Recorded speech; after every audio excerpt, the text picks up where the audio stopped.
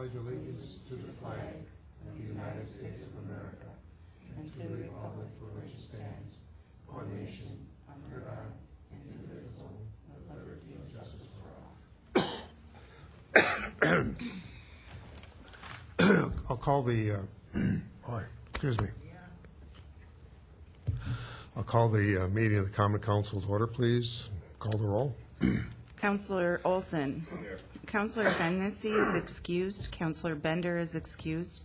Councillor Sweeney. Here. Councillor McDonald. Here. Councillor Mazzolia. Councillor Finsland. Here. Councillor Herrick. Here. Councillor Esther Dahlbeck. Here. And Councillor Dennis Dahlbeck. Sorry, but I did that again. Sorry. The special council meeting was called to consider the following: to provide direction to Carlson Detman Consulting for completing the classification and compensation study. Cammie, do you have any opening comments? No? So turn it over to Mr. Carlson.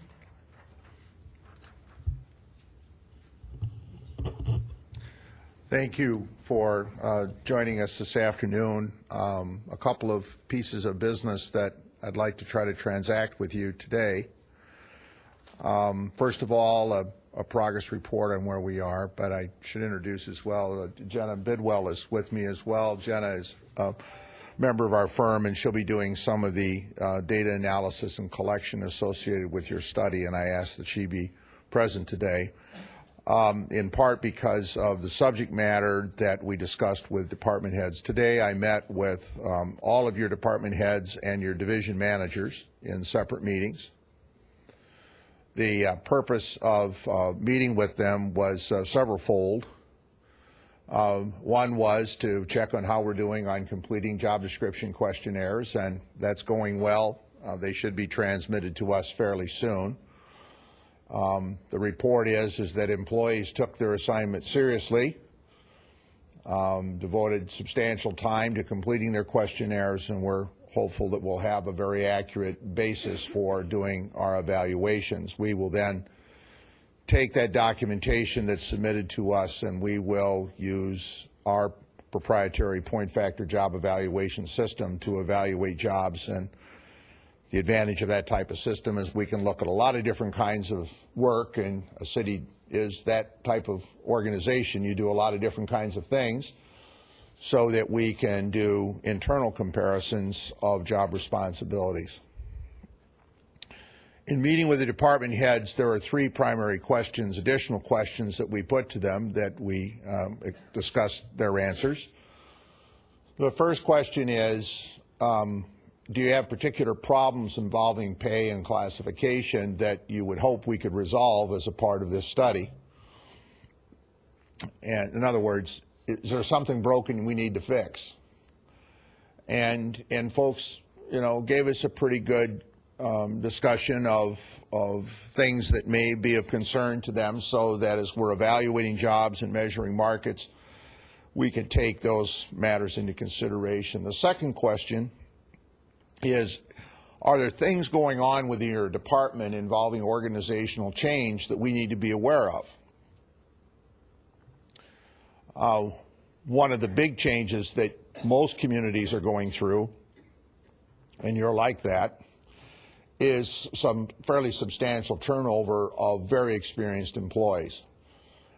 You were provided with attachments to your agenda, some documents that we provided to the city, and one of those documents indicates that corroborates what we suspected, which is about 2/3 of your employees are over age 45. That's fairly typical of Wisconsin workforce. Wisconsin government grew somewhat substantially 30 years ago, and those folks are maturing, and we have a very good retirement system, and people, if they can afford to, will want to take advantage of that. We don't necessarily know when they're going to go. We can't ask that or predict it, but we can at least look at ages and start to do some anticipation of where turnover is going to be. So there's some of that, and there's some reorganization that's going on as well involving various departments. And Some of that will be brought to you on fairly short order, so that we understand, because, you know, we're taking a picture of what people do right now, and life is not a picture, life's a movie. Things change. And it's during that time of the year where you're putting together budgets and considering what 2015 looks like. And so we're just trying to understand and anticipate where those changes may occur so we can do the best job for you. The third question, in part, goes to one of the policy matters that I at least want to bring to your attention. I'm not asking you for a decision tonight. We'll get to that at a later date. But it goes to the question of what type of pay structure and delivery system do you want to have in the city of Superior? In other words, how do you get a raise around here? And every community across the state, every public employer, every school district is dealing with this in one form or another. And basically the question becomes, to what extent is the measurement of performance related to pay determination? And trust me, people are all over the map in terms of what's the appropriate way to deal with that. The county, for example, moved to what we call a combination plan, which is pay progression to a market rate and then pay for performance after that. I ask the question when I meet with the department heads, what do you think your internal capacity is for managing pay for performance?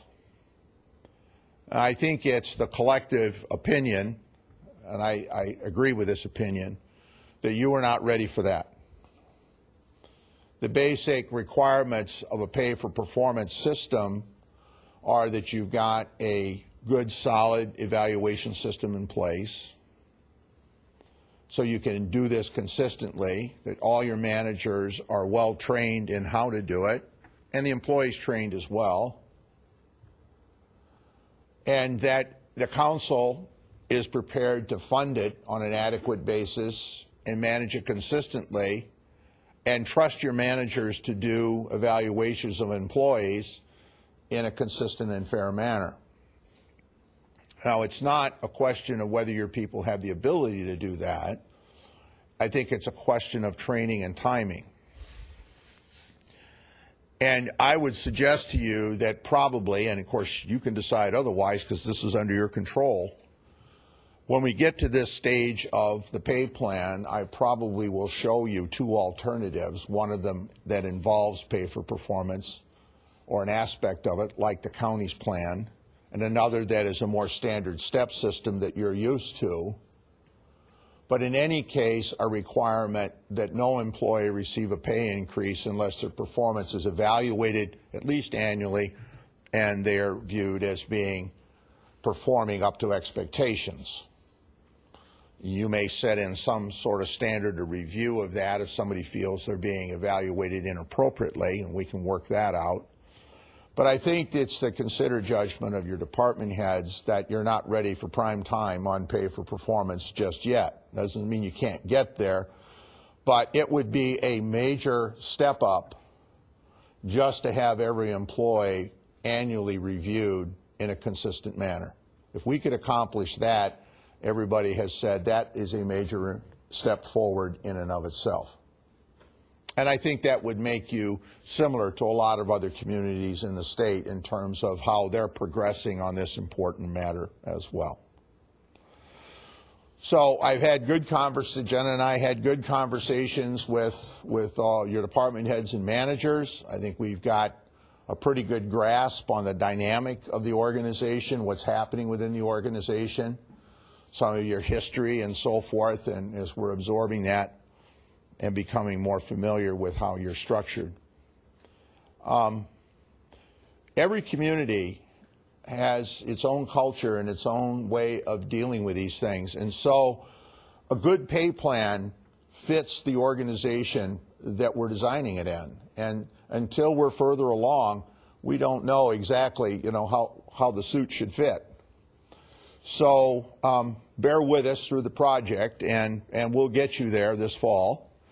And we'll be having a lot more meaningful dialogue on this subject as we go forward. I mentioned in the memo that I conveyed to your HR director that there are 3 policy considerations that we think only you can resolve.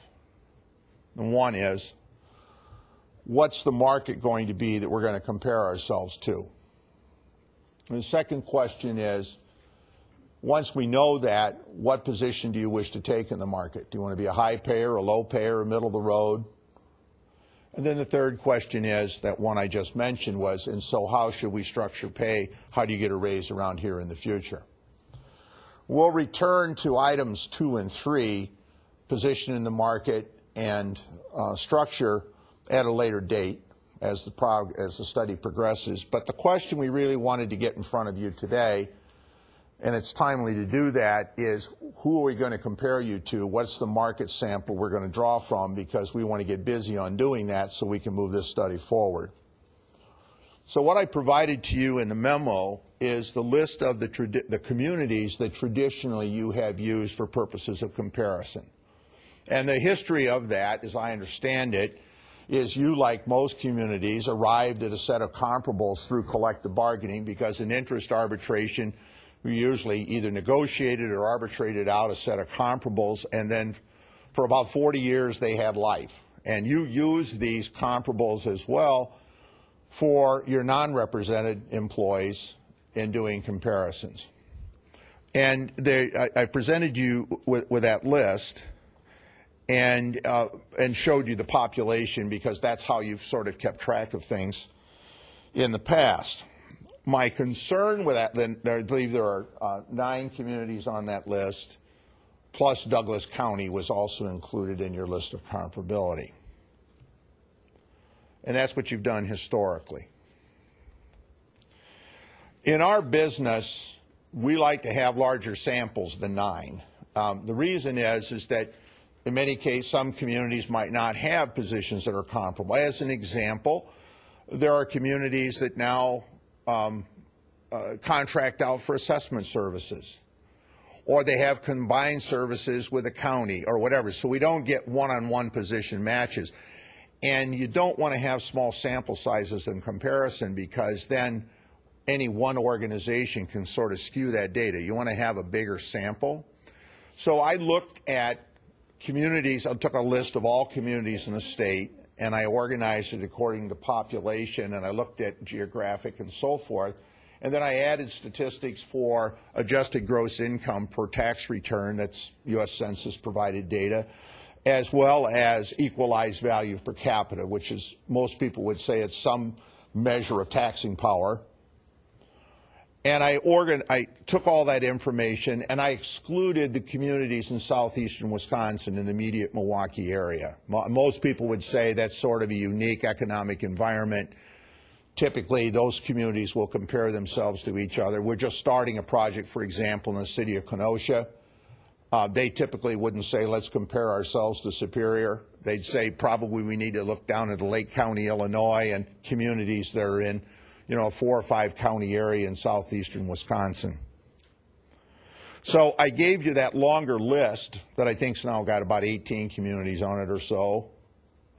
And the ones that are in italics on that list are your traditional communities, and then the ones, the balance of the communities are the ones I'm suggesting you add. So when we go out and survey, out of 18 communities, we might get 10, 12 matches. If we do 9, we might get 5 or 6, and that's not as broad a look as you would do. Why would you pick that many communities?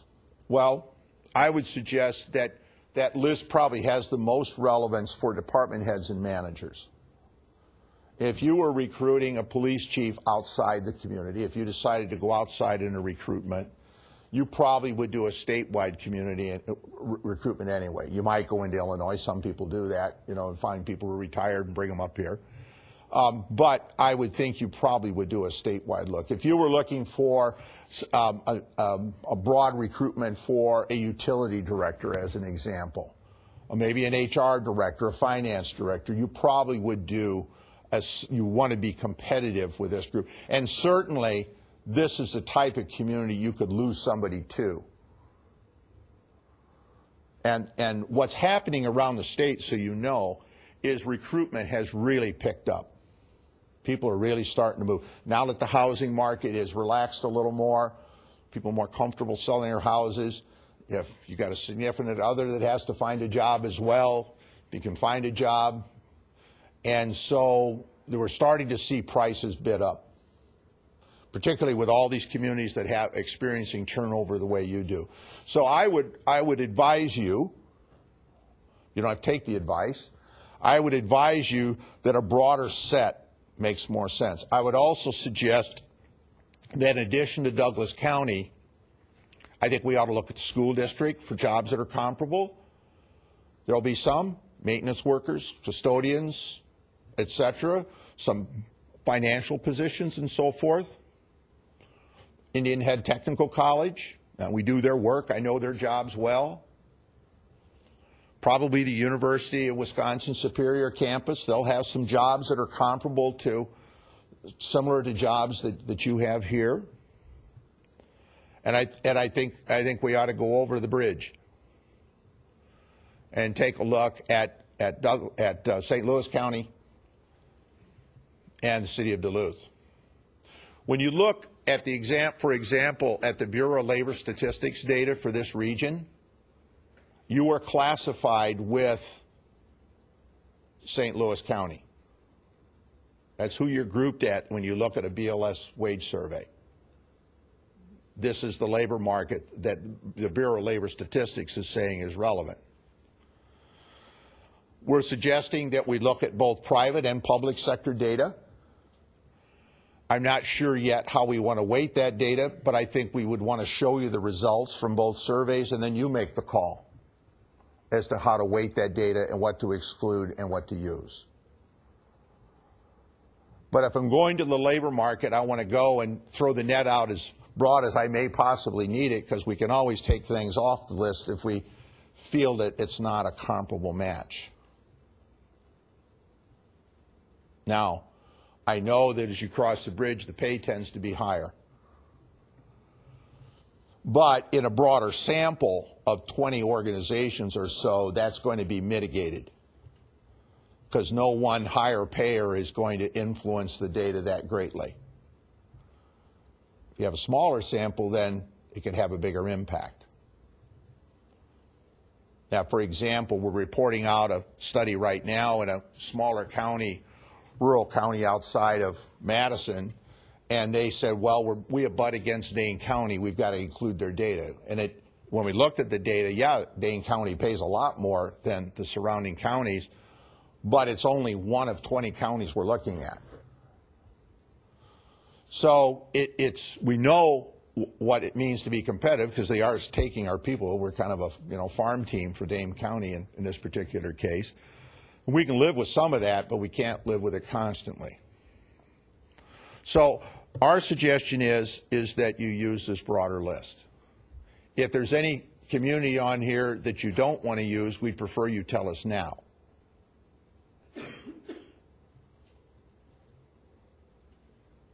So that's question number one. In addition to that, before I call the question on that particular item and ask you to declare, we provided some additional information to you as attachments as a matter of familiarity. We're not asking you to do anything about the data. The other exhibits go to your level of total compensation. What your fringe benefits cost you, what they cost you as a percentage of total comp. We broke it down by employee group so we could analyze it, and gave you some additional information on health insurance, because you, like every employer, that's sort of the engine that's pulling the fringe benefit train right now. You have relatively high benefit loads. I don't think that comes as a shock to anybody. You have a health insurance issue that needs to be resolved, I think. If you don't resolve it, you're probably going to pay a Cadillac tax pretty soon, and that won't be fun. And I think everybody, from an administrative point of view, understands that that's a problem that needs to be tackled. I'm just suggesting that we tackle it in a fair and meaningful way and be thoughtful about it, so that we're not doing a knee-jerk reaction to a problem. I don't necessarily know what the solution is. I have some suspicions. One of the reasons that your rates are high is because of your competitive marketplace. A plan that would cost you X here, if I went down to the southern third of the state, would be substantially different, I believe. That's my experience. You have high rates. You also don't have high deductibles and co-pays. Some people would say that could potentially cause some overuse of the insurance program. I don't know that to be a fact. You have to analyze your own data.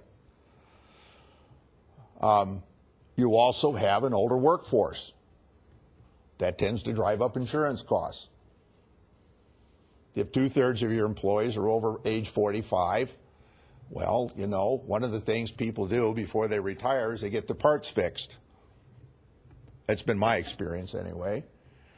And that's logical. Why wouldn't you? You want to enjoy your retirement? Why wouldn't I get fixed up before I go? So there are a variety of things that are sort of driving your cost. The other thing that drives up your family rate by comparison is you also have a single plus one rate, which means that that family rate's going to tend to be higher than it would be if that was blended between single plus one and family, which other people would do that don't have a single plus one. So analytically, I mean, it's not something that you go over the hill in a panic in and say, you know, we got to do something stupid about this. You want to do something smart about it. But I think everybody would acknowledge that some changes are in the wind in terms of insurance. The one thing I would tell you is this. Our consistent advice to our clients is this. You don't denigrate your pay plan because you have high benefit costs. I'll occasionally have a member of an elected body say, why should we improve our pay plan if our benefit costs are so high? And part of the answer is, if you got a workforce that's about to turn over pretty heavily, new employees don't look at these benefits the same way as more senior employees. A new employee is focused on that take-home paycheck. I don't care whether you got Wisconsin retirement system or not. That's a long way off. It's over the horizon. May care about the health plan, certainly care about whether they can get insurance. So if you nick your pay plan, if you discount your pay plan because of high benefit costs, now you got two problems. Instead, to the extent that you have a benefit issue, address the benefit issue. The pay plan should be competitive. Now, we'll get to that conversation a little later in the process here when we start looking at some data, because most people would say, Charlie, don't ask me what position to take in the marketplace until I see where we are in the marketplace. I mean, that's how I'd react if I were in your shoes. So we're not going to ask you that question yet. We're just asking you tonight, this afternoon, to declare the marketplace so we can do the analysis. Only question on the table. Doesn't mean we can't discuss the other items, but it's the only one that I'm asking for clarification, if you're comfortable giving it to us. If you need to think about it and let us know, that's fine too. Questions?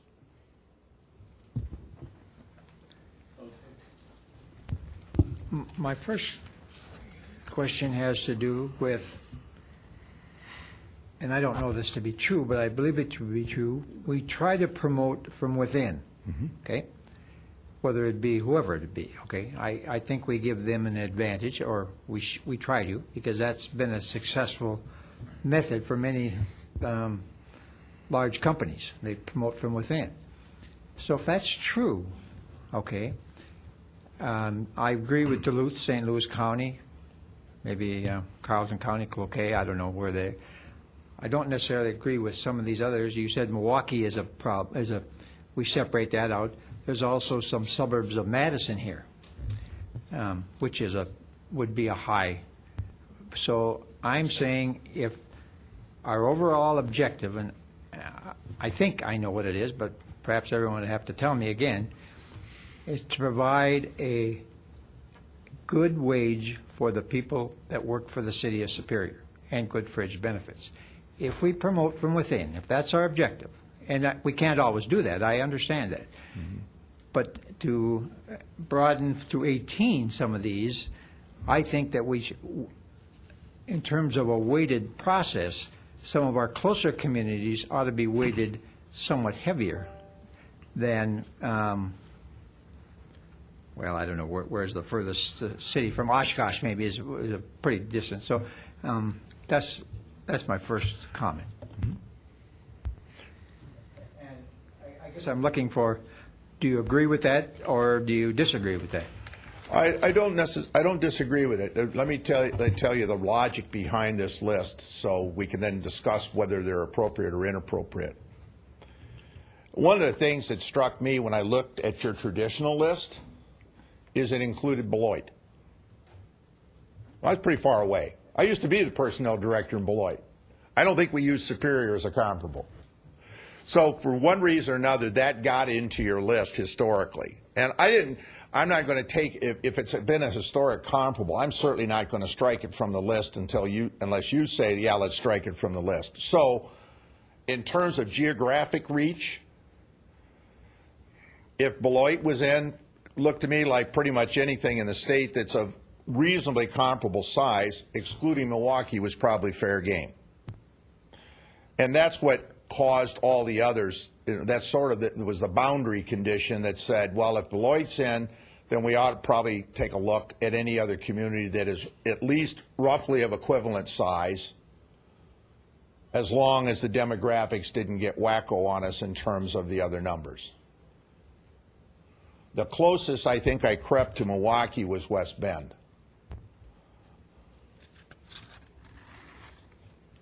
And any number of communities in the Fox Valley then enter the picture as well by that criterion.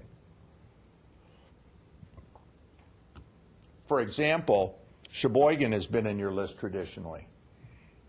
Sheboygan is a larger community. Most people would describe that as being more like a Fox Valley community. Fond du Lac's in the list. Well, if Fond du Lac's in the list, why wouldn't we include Oshkosh? Why wouldn't we include De Pere?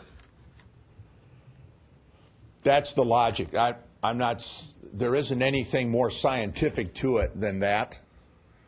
The major driver was an attempt to get the sample size larger so that no one data point was skewing the data. Just a follow-up then. Does COL come into this at all? It can, and I've done that in other jurisdictions where, for example, I'll use as a estimate of cost of living median house values. I'm doing a study right now, in fact, in Fitchburg, where that's what we're doing, is where we did an analysis of median housing values to determine the relative weighting and so forth. So yeah, we could put a relative weighting on the data. The main thing is to get the data, and then we can decide, how to treat the data. And I very deliberately did not ask you a weighting or treatment question. I just want to get the database constructed first. Councilor Dennis Stolbeck. Yeah, Charlie, I was on the police department's negotiating committee when we got these comparables, and I think the city at that time was just as surprised as we were. Prior to that, we used the communities in the counties in northwestern Wisconsin, yes, down to Chippewa, including sure, Eau Claire. I don't see any northwestern Wisconsin communities on this list, such as Ashland or Ashland County, Chippewa. I did not put the Northwest counties on the list because of the question of job comparability. I certainly can add them. They're certainly in our database. But I did make sure that we had northwestern cities on the list in terms of Eau Claire, La Crosse. They're not Northwestern. No, I'm talking Northwestern here. Northwest, and the Indian Head District and so Right. forth. Yeah. 10 Northwest counties as we're divided up by the state. And we certainly could include those. I mean, it's not a problem to include them because I've got the data. All right.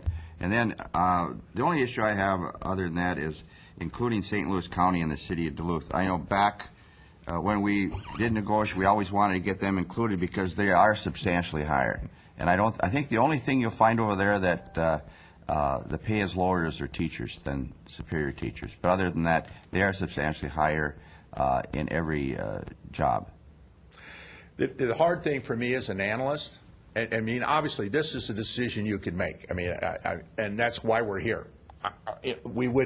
This is not a process typically I do where the consultant says this is what you should do. I want to have the conversation and us reach an agreement on what would work. As a labor market analyst, and I've done this for a long time, how could you ignore them? I've looked at the ingress and egress statistics on where people work in and out of the community, moving both ways. That's a pretty busy bridge. Oh, I agree. I agree with that. Yeah. It just, to me, it just wouldn't be reasonable to not include the community that sits right on your doorstep. It would be like back in the days when I was in the city of Beloit as personnel director, ignoring Janesville or Rockford. I mean, we were in their labor market. We had people driving all over the place to those places and doing jobs. They're working in the auto plant in Janesville, they're working down in Belvedere in the Chrysler plant. To not take that into consideration as a labor market, just to me, would be hard to ignore. I guess I'll ask you this. Are we comparing apples to oranges when we compare ourselves to them over there because their pension system is different? They do get paid hospitalization when they retire. There's a lot of things that are different. We would have to find out those differences. If we include them, we've got to go dig it out. Okay, I guess I would be satisfied if Yeah. you're going to compare apples to apples, but not apples to oranges. Well, in fact, I did a study about 3 years ago prior to Act 10 in St. Croix County, sitting on the Minnesota border, sitting on the river. And the question was, do we include the Minnesota counties just over the river? And the decision that county made was no, because there was a substantial difference in the pension system. The difference was the Minnesota pension system, in addition to being different, was also employee contributory, and prior to Act 10, we weren't. And so they said, that's enough of a difference to say, no, we probably should not include those Minnesota communities. Of course, now we are contributory. So some of those differences that used to exist have been removed. They're not significant enough to warrant kicking them out of the database. We just want to be adequately informed when we gather the data. Okay, and I guess Let me give you an example. Okay. We were talking to the library about comparisons of your library rates, and we were looking at what the library schedule is in the library across the bridge. And I know for a fact you got people moving both places, using each other's libraries and so forth, because when I did the Douglas County pay study, the library director reported on what was going on in terms of library activity and so forth. So to not get that data, I just think on the face of it, you'd be doing yourself a disservice. And I guess, would this throw off, if you're going to average things, let's say, would those statistics from Duluth and St. Louis County, would that throw off any? Not with a 20, not if we have a source, by the time we add in these other referrals, we're looking at the sample size of running 23, 24 different organizations, not including the private sector data. We're going to have a big database. Okay. Any one entry is not going to skew that data. Because I also have a rule. I won't use a data point if there are fewer than 7 respondents. Just won't do it. So even if people say, well, I don't have one of those, if I don't find 7 comparables on any given data point, I won't use it. Federal standard's 5, and that's too low for me. There's just too much skewness to the data if it only. Now, sometimes when we're done with studies and so forth, I'll have department heads come in with their own data and say, well, let me show you the 3 people in the state are like me.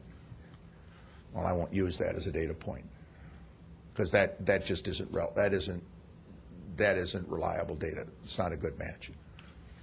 Okay, and just to reiterate what I had mentioned earlier about getting the 10 northwest counties somehow Happy to. included. Happy to.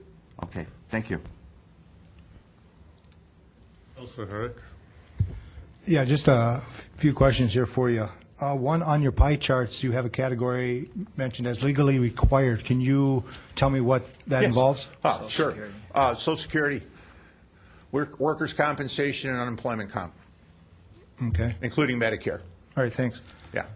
And when I used to teach benefits courses to grad students, I'd tell them if they forgot to put those in the analysis, I'd flunk them on the face of it, because people don't pay attention. It's very expensive. It's one, all benefits costs can be categorized in these major categories. That's where the money is. Okay. And then another question. You mentioned going by population on some of these studies. Now, some of these cities are more than double our population here. So what factors will that involve as far as comparables? Well, and the reason that I left them in, even though they're double your size, is that your traditional comparables were also double your size in some cases. And I said, well, if that was a good enough decision rule before, isn't it a good enough decision rule now? Well, not necessarily. That's why we're doing this, right? Well, that's right. You Okay. could also make the decision you don't want to use them anymore. I mean, you could trim the list. Sure. Absolutely. Okay. Then another, on top of that, are you looking also at these different cities' tax levies versus, and also including their revenues, what they're taking in versus what their general levy is for that particular year? We can. I mean, Okay. I could do numbers for you on revenues per cap. Sure. Okay. Probably a pretty good measure All right. of effort. And then what their levies will be too? You could do levy as well, but levy gets to be a little more complicated because of things that are on the levy, off the levy. I always felt that expenditures per cap were probably a better measure of relevance than anything else. Okay. Obviously, because revenues and expenditures have to match. So it's really, how much you're spending per capita, is that for government services, is probably a relevant match as to who to let in and who to let out. Okay. Another question is, okay, now you mentioned too also on some of these where you're looking at, some of the larger cities, comparing them to like Superior. Well, wouldn't the workload be more for those bigger cities too, for those individuals working in that city? You would be surprised the argument on that one, I think. Well, maybe you wouldn't. Is I'll have the counter argument made by the smaller communities, because we're smaller, we have to do more things. In the larger cities, they have more people to do it, so they get to divide up the labor. Okay. All right. It cuts both ways. Sure. I would say to you that probably for purposes of comparison, to a certain extent, a police chief is a police chief. Now, I've had in other places, well, let's run crime statistics. And there's good data out there. What are the violent crimes per cap? As a way of kind of norming that. But we can get you some numbers that'll help you focus in on the relevance of the list when you see the data, and then you can make a decision what to include or exclude. Okay. Then also, too, you're going to be looking at some of the private industries when you do this comparison. Okay. Do you keep in mind, too, that the private industries have more of, let's say, more income chances of coming in versus, where the levy is set in a certain city? The private sector data is probably one of the more difficult and controversial subjects in this whole business. And let me talk about that for a little bit and how we're going to how we would propose dealing with it. I think your point is well taken. We tend to be, as a matter of strategic direction, a career employer of choice. If I would sort of talk about the public, and I think this is true of the public sector, our pension system is built that way. Our values are built that way. Our operations are built that way. Your employee relations policy is built that way. You would tend to give first opportunity internally before you would go externally in many cases. It's your desire to groom your successors. I think all those things are true of you and true of most public employers. That's changing a little. However, change is slow. When you recruit, you tend to fill at the bottom. Exceptions would be perhaps department heads and managers. There you might go out and throw a net out and bring some people in from the outside. But more often than not, you tend to fill your jobs at the bottom, develop talent, and promote it out through the ranks. Case after case after case. I don't see you deviating from that. So what I do is a reliability check is I go to human resources and I'd say, all right, now when you hire from the outside, where do you get those people from? Almost always the private sector. If that's true, shouldn't we be looking at private sector labor market data for those types of positions? I'd say yes. Keeping in mind that that market is changing fairly dramatically.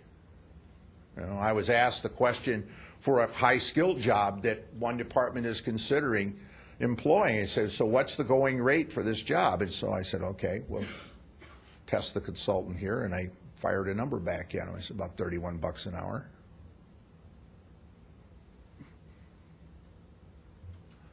No, that's not a number you were used to. Some jobs, skilled jobs, are really starting to move. So, in how we would deal with the private sector data, primary data sources we would use two. The Bureau of Labor Statistics, which is excellent. Very good data, deep sample for this region. We also can broaden that out and leaven it against the Northwest counties. But the reality is, when you're filling a job from the bottom, you're hiring a non-exempt employee, an hourly-based employee that you're intending to train and develop in most cases. That's going to be somebody within a commuting network. They're typically not going to move 100 miles to work here. You know, typically, if you hire treatment plant operators, et cetera, you're going to hire them locally, get them out of a tech college, promote them, move them up, train them, et cetera. You're hiring a heavy equipment operator, you're going to promote an equipment operator to a heavy equipment operator. You're going to fill at the bottom at a truck driver or a laborer, et cetera. So I think we ought to look at that private labor market data. For managerial jobs, BLS doesn't, the Bureau of Labor Statistics doesn't do as good a job of measurement. Comparability is a little different, but there is good data. We'll use it. Then we also use a data source called Towers Watson. It's a national survey, quality survey. We buy it, and we use the Wisconsin survey report. Because those are jobs we might be recruiting statewide, and we want to be competitive. Question is then, how do you weight the data? How do you give it relative consideration? Do you lean heavier towards the private sector data? You know, if I'm measuring what do you pay an equipment operator, do I really care from a market standpoint what they're paying in Northwest Wisconsin? I might not care from a true market situation. I might care from a position of social equity. It may be important to you to know that you're paying fairly relative to this market. So there's not only a practical consideration of where you're competing, there's also, in most jurisdictions, a practical consideration of what you consider to be fair. And fair matters in this business. Thank you. You're welcome. Councilor Sweeney? I'm conflicted. I hear you say two things. I hear you say you've got over 40 years of experience, whatever that number is. It's getting longer. You're the expert, okay, you're the expert. And then I hear you say, well, if you want to add Stone Springs to it, add it. And so somewhere, you're the expert, you have to tell us and nothing wrong with Solon Springs, small little town. We shouldn't have Solon Springs in, although if you make the numbers that big, if you put 100 in, it doesn't make any difference. But I think we're looking, I get the feeling maybe we're not getting as much guidance as we should be. Maybe that's coming later, I don't know that, but that's my... I think you should use this list. That's why I offered it to you. Okay, all right. That's my recommendation, because traditionally you have gone as far south as Beloit, and I think that makes the whole state eligible as long as we're not too far off the mark in terms of population and these other measures of relevance. I think you're right. It would be helpful to add in a revenue per cap number so that we have another way to leaven the data to make sure we're right. I'm not as concerned about adding the 10 northwest counties and so forth. I think that makes some sense. I don't have any difficulty with that. I know what that data looks like, and we're working right now in Sawyer County and Burnett County and et cetera, et cetera. So gathering that data, we understand it and so forth. How we'll treat it and its relevance, I think, remains to be seen. So I'm counseling you to put this net in the water, gather the data, and then we reconvene and we ascertain the value of the data and how to use it. What I don't want to do is to go through the data exercise and then have somebody say, well, can we add 3 more? That's expensive, and it delays the project. I just as soon get the net as big as I can right now, understanding we may reject some things. President Tinsley? Yeah, a long time ago, I was a teacher, and we were being compared to other places in the state. And there was a candidate for state superintendent of schools was addressing our group that we were meeting. And I asked the question why there was a disparity between the wages in the northern part of the state and in the southern part of the state. And her reply was that it cost significantly less to live in the northern part of the state. So I asked her what it cost less. What would cost me less to live here? Would it be clothing or heating or taxes or transportation? And she kept saying no, no, no. And finally I said, well, just what is it you think costs less in northern Wisconsin? And her reply was, well, entertainment is significantly less. And at that time in my life, entertainment was a very small part of my budget. I think we have to be beware of comparing ourselves with more impoverished areas, and it doesn't cost less to live in an impoverished area, to live in a lower income area. It costs more. If we had the experience with fuel costs last winter, for example, it cost a lot more to live up north when it was 30 below zero several times and 20 below zero many times and below zero for 40 days than it did down in Beloit or Janesville or Eau Claire, even what I consider southern Wisconsin. I lived there for a year and a half, and they had 2 or 3 more months of mild weather than we had up here. Yeah. So I think we should consider that we live in an area that it does cost a good deal more just to survive up here. There are other experts that have studied this and have said there are, I don't remember what it was, 6 or 8 economic zones in the state, where we could kind of say there are differences and so forth. And I would say that probably the major difference between various areas of the state is the relative value of housing. There are some differences in housing costs and so forth, but the reality is that only matters if you're buying a house. Price of food, price of fuel, price of entertainment. I don't tend to make cost of living distinctions between various levels of the state. I had a city client recently that said, we think our housing prices here, we know our housing prices here are relative than the comparables that we're using, and therefore we ought to set our pay plan at a 60th percentile of the market instead of at the 50th. We ought to get a little notch up on the marketplace. And then we did an analysis of residency, and we found out that 90% of the employees didn't live in the community. They lived in those places where it was less expensive to live. They're smart, so they commute in instead. I'm comfortable with this list. I'm comfortable analyzing from this list. I don't know if we'll necessarily leave everybody on the list when we get the data in. But I think this is where I want to go fishing. Back to the list, Charlie. Your you suggested earlier that you would include Douglas County and St. Louis County and the city of Duluth within that list, which is Yes. enumerated there. Okay. I understand that heretofore we used Beloit and so forth, and kind of wondering about that, but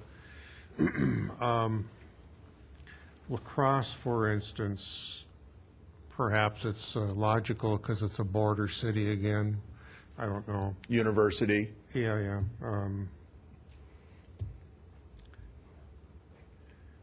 Oshkosh, question, being Oshkosh is in there, and Fond du Lac, should Green Bay fall in there? Or I'm just kind of interested in knowing. The reason I didn't include Green Bay is just it really starts to step up in size and Okay. jumps out. I'll be in Green Bay on Friday. I mean, there are some differences there, but I just thought there was sort of an upward limit we probably ought to put on this, and I didn't want to get any bigger than since La Crosse was in at 51,000. I thought, well, it sort of made sense to include Oshkosh, Eau Claire, and Janesville. Okay, thank you. Councilor Olson. Charlie, you had mentioned earlier that on this 18 list here, that there may be some reasons why we wouldn't want them included. What are some examples that we should be, I mean, we're looking at this list right now, why Fitchburg, never heard of it myself, but what would, you know, It's a very rapidly growing suburb of Madison. It doesn't pay Madison rates in terms it's sort of a farm team for Madison in a sense in Dane County. But it's a community of reasonably comparable size to you. And if again, the argument, if you included Beloit, Fitchburg's closer to here than Beloit, why wouldn't you include Fitchburg if it's the same size? but I guess my question is what would the reasons for us to, looking at this list, not want to include them? I can't think of what the reason would be. I mean, I think it's a good list. That's why I presented it to you. Okay, but you made the comment that there may be some reasons why we would not Every want to once use in a while, these. somebody will have a case of heartburn, and I don't want to get to the end of this study and have somebody say, well, I don't want to adopt this study because I didn't like the fact that this particular city was in it. And knowing that it's 18, if I remove one, it's 17, and our list still survives. What I don't want to have is an experience like I had in another city, where we agreed going in that this was a set of communities we were going to use, and when we presented the data, the council said, strike these 5. No reasons, just strike them. Okay, and that's what I want. That's what I want to avoid. I know, and now I'm redoing the study because now they have said to me, put them back in because I think we have a problem. So do you have examples that we could use that when you say that we may want to strike them from the list, other than that we just don't like the city? I mean, there's 10 of us. What would be a common example that I may not want to? Yeah, I mean, you gave the example Green Bay's too many. An example, I've never heard of Fitchburg, so I don't have any reason. I don't have any point of reference, and so, or it's too close to Madison, and I don't want to have anybody close. Every once in a while, people say that to us. Madison's, got a foreign policy. I don't want to have a community next to Madison. And if that was a problem for you, it's not a problem to strike it. But I presented it because I thought they were good comparables. Okay. The other question then is, as far as the pay wage compared to insurances, I think it's typical that insurance just plain costs more up here. I think that's true. Whether it's car insurance, house insurance, just in general, insurance is more expensive up here. Do you know offhand if all of these cities that you've got listed, they must all be under the WRS, I'm assuming? They would be. Yeah, they are. And are some of them self-insured or some I'm sure they are. I know they are. Okay. Any of them self-contributions such as, They're you're going to be... They're all over the map now. Okay. And changing as we speak. Okay. It is such a moving target on insurance right now. I don't know anybody that isn't looking at change. Okay. And that could be a discussion further on down the line too, as to changing a health insurance policy. But I think I really believe that while I've given you the data, because I can't take a pay plan to a city council or a county board without somebody saying, so what about total comp? So I have to give you a frame of reference. But my recommendation to you is that to the extent you conclude that your benefit costs are too high relative to some standard, then deal with your benefit programs, not with your pay plan. Okay. One other thing we mentioned, Jack had mentioned the cost of living and stuff. Is housing stock part of your study at all? As No. to evaluate? No, I didn't include that. Okay. And then the elephant in the room, for me anyway, the study started out with 9 cities, and now we're going to 18, possibly 21 with St. Louis County, Duluth, surrounding areas, which around here is about 300,000 people. What are your costs to change this program now? I don't charge you. We're at a fixed price doing this project in terms of the market analysis. I just want it done right. So it doesn't cost materially more to go for 18 than 9. Okay. I mean, we maintain a large proprietary database anyway. We're out surveying right now. I've got 400 Wisconsin public sector organizations in our database. So Now, they're not necessarily current, so part of what we do is we stretch out at this point of the year and we say to all those communities, we need you to update your data so it's more current, because it's starting to change. For 2 or 3 years, it didn't move a dime, but now it's starting to move. Okay, but you did leave the door pretty well open in the fact that when we started talking about if it was levies and stuff like that, that we can do anything we want. Where does the contract end and the extras and the change orders and that kind of stuff start? It depends on doesn't it matter? depends on how severe the change order is. Where I would have a problem is that if subsequently you would say, now take these out and you'd adopt a pay plan, and then you'd have a problem like I'm having with one community where they've lost 2 key department heads because they didn't do what we recommended they do. And now the community is saying, I think we got a problem here, Houston. Let's go back and redo that. Well, now you're going to have costs. So as long as we're, and if we got this data in and you said, we thought about it, we really ought to add those 15 Milwaukee communities, now you're going to have a change order. Okay, thank you. Counselor? The data that you have from these other cities, is this current?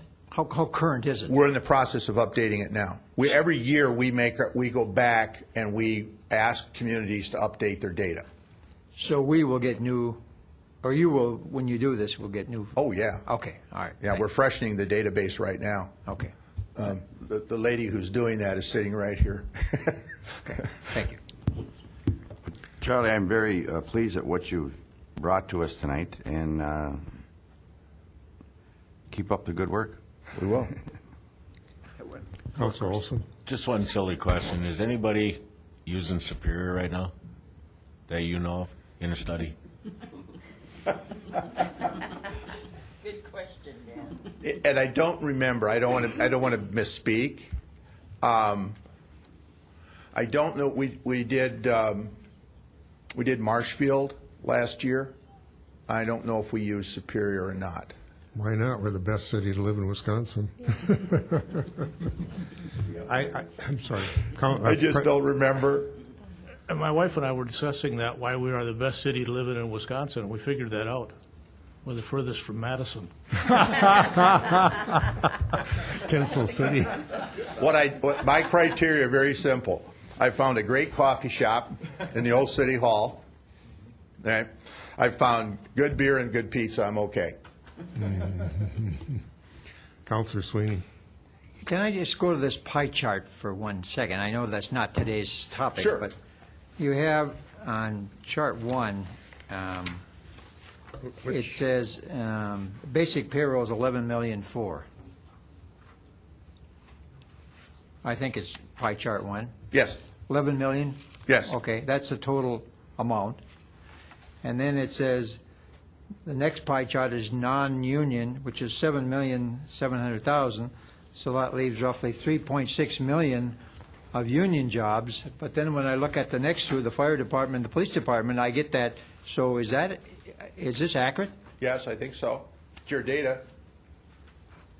Okay, but it would seem It's to off your me that we payroll have file. Public Works and we have other people that would be represented, no? Okay, all right. They're now classified in your system as non-union. Oh, that's my question. Okay, Ah. that's where it came apart. I didn't know you said, that was my question. Did you take that out? I'd like to sort of figure a different term one of these days. Well, you're right, that's- but I'm old-fashioned, so that's I what I know. term I grew up with. But that's it. Okay, thank you. You're welcome. I have one more question, Charlie. Back to the list of communities that are possible comparables. Does it, in your experience, make any difference if they're bedroom communities? For instance, Fitchburg, to some degree, is a bedroom community of Madison. And Watertown could be determined to be a bedroom community of Madison or Milwaukee. I would certainly describe Fitchburg as being that. I would not describe Watertown as being a bedroom community. I would certainly describe, and they would resent this, but I would describe De Pere as being, to a certain extent, a bedroom community too. I mean, I just did De Pere's pay plan. They would not refer to themselves as a bedroom community of Green Bay. They have their own, very distinguished government and so forth. But what we don't have in here are lots of Milwaukee suburbs, which I absolutely would say were bedroom communities in the Milwaukee area. The reason I ask is, if it were a bedroom community, the perception, and I think a lot of times reality in that area that we're describing, you may have higher income people living there. And I live down that way, so I've witnessed part of this. So the question then, back to Mike's question about the levy and revenue per capita in a bedroom community, sometimes it could be people that have higher income, and therefore maybe the density of the community is larger, and therefore the ability to levy or have revenues for services might be more. Well, one of the problems with, and if the pure definition of a bedroom community typically is there isn't a lot of industry, and they usually have a bigger problem. That's true. Houses don't pay for schools, that kind of problem. It's industry and commercial activity that tend to carry the day. You probably experienced some of that here yourself in terms of what you try to attract and retain. Okay. So it's an art. It's not a science. Councilor Sweeney? One more question. I need an explanation on your comment that employee plus one drives up family plan, because they're not included in the family plan? That's exactly right. If in other plans that don't have an employee plus one, it would all be melded into one. But the overall cost could well be Yes, lower here. that's exactly right. Okay. You could add it up and divide, Right. and you get the same place. Thank you. Yes. You're smart to have an employee plus one plan. Is it council want to give Mr. Carlson some direction on what to evaluate as far as comparables?